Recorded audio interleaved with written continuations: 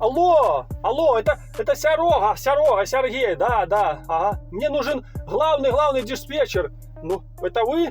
Слухайте, так выписали, что? Остановили, выписали 600 евро штрафа. Вообще не могу понять, за что. Ну, все ж добро. За что?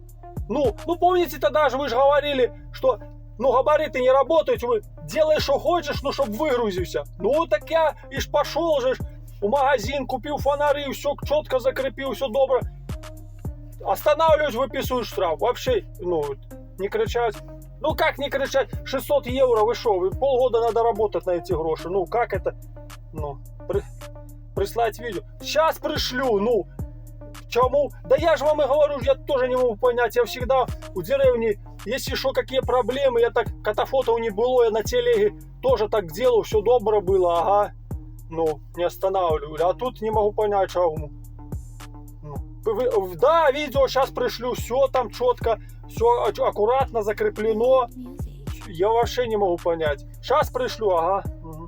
Ну вот такие вот фонари его светятся, купил. Все добро, недорого. Вот с одной стороны и вот с другой. Вот все с подсветочкой, все четко. Вот. Все четко, крепко держится, все горит. Все супер. Вот такая вот конструкция.